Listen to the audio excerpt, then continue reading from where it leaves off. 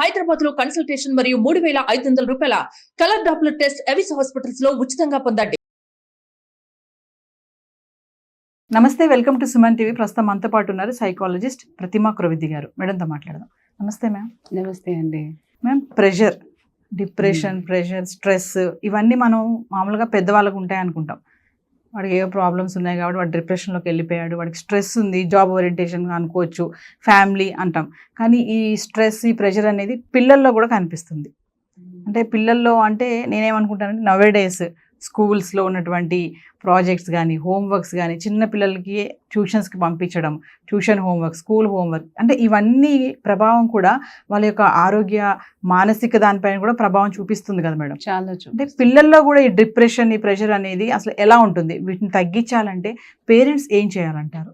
మంచి టాపిక్ వచ్చింది. యాక్చువల్గా ఈ మధ్య చాలా మంది కౌన్సిలింగ్ కోసం వస్తున్నారు దీని మూలన. బికాస్ స్ట్రెస్ ఉంది పాపకి, సో పిల్లలకి స్ట్రెస్ ఉంటుంది, చాలా చదువులు ఉంటున్నాయి, అసలు ఏం చేస్తున్నారో అర్థం కావట్లేదు, దాని మూలాన వాళ్ళు చాలా అడిక్ట్ అయిపోతున్నారు మొబైల్కి. సో నాకు పేరెంట్స్ని చూస్తే జాలి పడాలో వాళ్ళ మీద కోప్పడాలో రెండు అర్థం కాదు. ఎందుకంటే స్ట్రెస్ అనే వర్డ్ చాలా యాక్చువల్గా ఇది జస్ట్ 1 or 2 డేస్లో కానివ్వండి, మామూలుగా మన ఇంటి వాతావరణం మీద ఏ మెంటల్ హెల్త్ అన్నా ఆధారపడి ఉంటుంది. డెఫినెట్గా అది ఎఫెక్ట్ ఇస్తుంది ఎప్పుడైతే మన వాతావరణం, ఇంట్లో వాతావరణం ప్రాపర్గా ఉండదు పిల్లలకి. స్ట్రెస్ అనేది కూడా అంతే.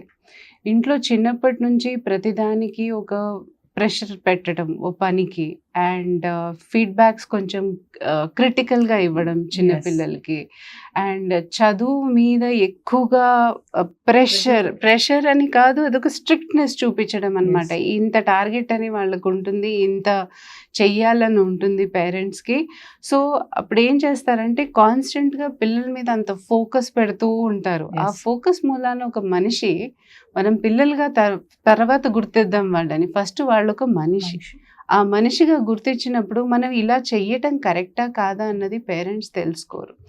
అండ్ ఈ కాలంలో కొత్త రకమైన ఇవన్నీ వచ్చాయి కదా, ఐఐటి కోచింగ్, ఈ కోచింగ్, ఆ కోచింగ్, 5th క్లాస్ నుంచి 5th క్లాస్ 6th క్లాస్ నుంచి ఐఐటి కోచింగ్ వాళ్ళ సిలబస్లో సబ్స్టిట్యూట్ చేయడం.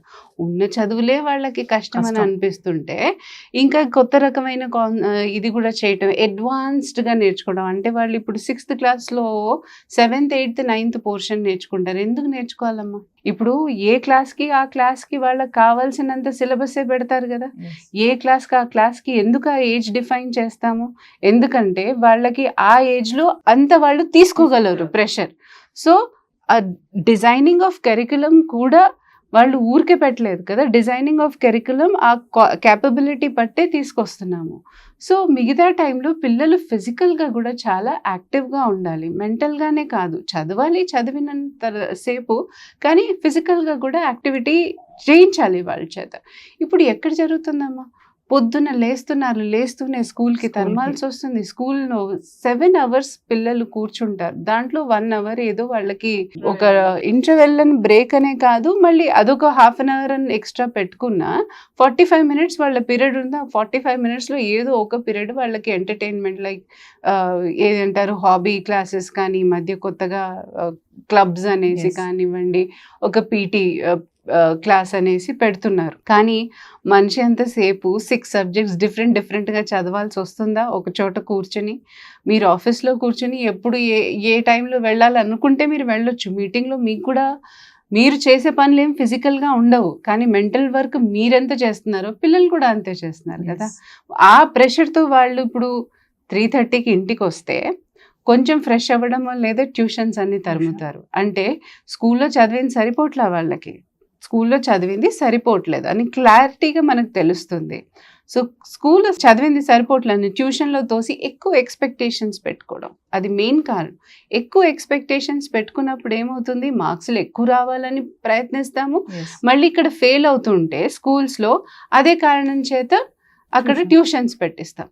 స్కూల్స్లో 4 లక్షలు 5 లక్షలు ఫీజు కట్టుకొని మళ్ళీ ఇంటికి వచ్చాక మళ్ళీ వాడు ట్యూషన్కి వెళ్ళి, రైట్, అక్కడ మళ్ళీ విడిగా చేసుకుని ఇప్పుడు పిల్లలకి ప్రెషరే, పేరెంట్స్ కి Parents కి ప్రెషర్, pressure. అంత సంపాదించాలి, అంత వాళ్ళు కూడా వాళ్ళు. సో ఇప్పుడు ఎలా ఉంటుంది మాట తీరు అబ్యూజివ్.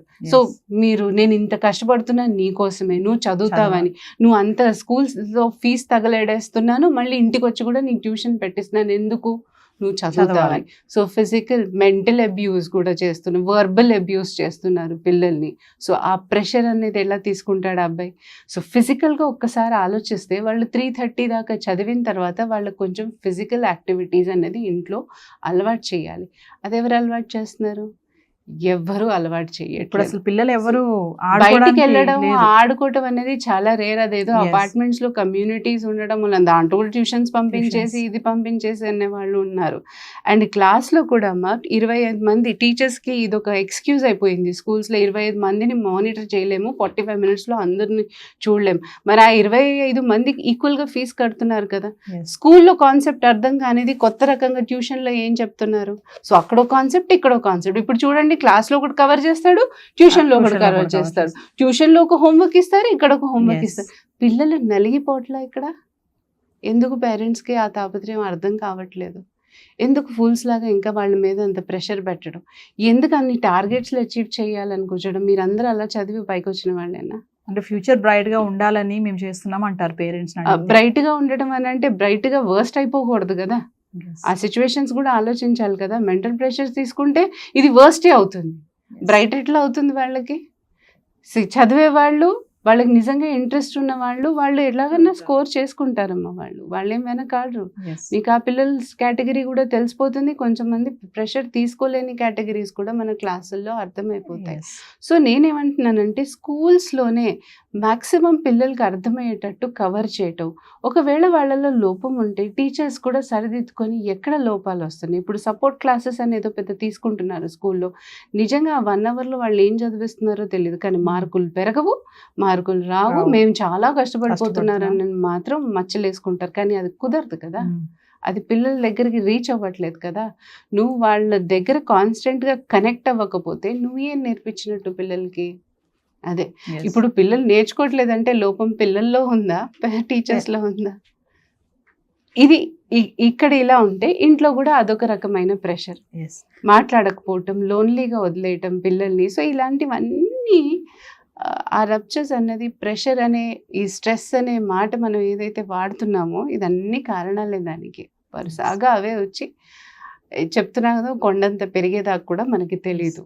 మేడం, ఈ ప్రెషర్ అంటే సిమ్టమ్స్ ఏమైనా ఉంటాయా? వీటిని తగ్గించడం ఎలా? స్ట్రెస్లో 2 రకాలమ్మా. లాస్ట్ మూమెంట్లో టార్గెట్ చేసి వర్క్ మీద చేసేది అది యూస్ స్ట్రెస్ అంటాము. అంటే ప్రొడక్టివ్ స్ట్రెస్, అంటే ఆ టైంలో ప్రాజెక్ట్ చేయాలనో లాస్ట్ మూమెంట్లో వాళ్ళు పెట్టుకునే వర్క్ ప్రెషర్లో మనకేంటంటే కొన్ని ఐడియాలు లాస్ట్ మూమెంట్లో తగ్గుతాయి. That is okay, that is normal stress. కానీ ఎక్కడైతే డిస్ట్రెస్ వస్తుందో, డిస్ట్రెస్ అని అంటే ఏంటంటే కంప్లీట్గా దాని మీదే ఫోకస్ చేస్తూ ఉండటం. ఇంకా అదేంటంటే మనకి సైకలాజికల్ సిమ్టమ్స్ ఎలా ఉంటాయంటే ఆ స్ట్రెస్ వచ్చినప్పుడు కంటిన్యూస్గా చెమటలు పట్టడం, హాట్ ఫ్లాషెస్ లాగా రావటం, అంటే ఒక రకంగా ఇన్కన్వీనియంట్గా ఉండటం, చేతుల్లో బర్నింగ్ సెన్సేషన్ రావటం, హార్ట్ పాల్పిటేషన్ అన్నది పెరిగిపోవటం. ఓకే, ఒక్కొక్కసారి మంచి స్ట్రెస్లో పడి ప్యానిక్ అటాక్స్ కూడా వస్తాయి, అంటే ఊపిరి అందకపోవటం వాళ్ళకి. సో ఇవన్నీ సిమ్టమ్స్ మీరు రెగ్యులర్గా పిల్లల్లో చూస్తున్నప్పుడు సో మీరు డెఫినెట్గా ఒక మంచి సైకాలజిస్ట్ని కన్సల్ట్ చేయాల్సి డెఫినెట్గా ఉంటుంది. ఎందుకంటే క్రమేణా తగ్గించుకోవాలి, కానీ పెరిగిందని అనుకోండి అది ఇంకో రెపర్క్యూషన్స్లో అయితే తర్వాత సైకాట్రిస్ట్ దగ్గర దాకా వెళ్ళాల్సి వస్తుంది వాళ్ళు మెడిసిన్స్ వేసుకోవటానికి. సో ఈ ఏజ్లో అంత అవసరం లేదుగా, ముందటి నుంచే కొంచెం ఆ మెడిటేషన్ అని చెప్పి వాళ్ళ కామ్ మైండ్ ఫస్ట్ ఆ చెత్త ట్యూషన్స్ వదిలిచ్చేసేయండి. ఎంత మ్యాక్సిమం మీరు టైం స్పెండ్ చేయగలిగితే అంత ఎమోషనల్ సపోర్ట్ ఇవ్వండి పిల్లలకి. అంటే వాళ్ళతో మాట్లాడటం ఇవన్నీ చేస్తే క్రమేణా అవే తగ్గిపోతాయి. మీకు ఇంట్లో వాతావరణం కరెక్ట్గా ఉంచుకుంటే కనుక మీరు ఆ స్కూల్లో కూడా ఆ ప్రెషర్స్ లేకుండా ఉండుంటే డెఫినెట్గా పిల్లలు వాళ్ళు స్ట్రీమ్ లైన్ అవుతారు. కాకపోతే ఏంటంటే ఇప్పుడు రివర్స్గా జరుగుతున్నాయి కాబట్టి కొంచెం జాగ్రత్త పడాల్సి వస్తుంది. ఇలాంటి సిమ్టమ్స్ కనిపిస్తే డెఫినెట్గా మీరు ఒక సైకాలజిస్ట్ని కన్సల్ట్ చేసి దానికి తగినట్టు ట్రీట్మెంట్స్ తీసుకోండి. అంటే పిల్లలకి ఎక్కువ ప్రెషర్ పెట్టకూడదు. మనం కూడా ఏంటంటే స్కూల్ నుంచి రాగానే వాళ్ళతో కొంచెం రిలాక్స్ గా మాట్లాడాలి. మాట్లాడే వాళ్ళు ఉంటే కదా, వాళ్ళు రావడం, బ్యాగులు పడేయడం, మళ్ళీ వాళ్ళు ట్యూషన్స్ కి వెళ్ళిపోవడం, పేరెంట్స్ వర్కింగ్ ఉంటారు, సో ఎవరు ఉండరు ఇంట్లో, వాళ్ళంతటి వాళ్ళు తీసేసుకుని వెళ్ళిపోయి ఏదో చేసుకుని పాపం ట్యూషన్స్ కి వెళ్ళడం జరుగుతుంది. లేకపోతే నానీస్ కి అప్పచెప్తారు, వాళ్ళతో ఏం మాట్లాడతారమ్మా వీళ్ళు. ఫైనల్ గా ఏంటంటే మేము డబ్బులు కట్టాం కాబట్టి నువ్వు చదవాలి, నువ్వు బాగుండాలని మేము సంపాదిస్తున్నాం, అదే మైండ్ సెట్ తో ఉంటాం మనం. అదే వాళ్ళే కాదు, ఇది వరకు నాకు కూడా నా ఇన్సిడెంట్ గుర్తుంది. మా పాపకి 4th క్లాస్లోనే ఐప్యాడ్లు చదివిస్తారంటే ఈవెన్ ఐ గోట్ టెంప్టెడ్. తర్వాత అర్థమైంది నాకు, ఇది చదివితే ఎంత, చదవకపోతే ఎంత, ఇంకా అది ఒక అడిక్షనే కదా అన్నట్టు.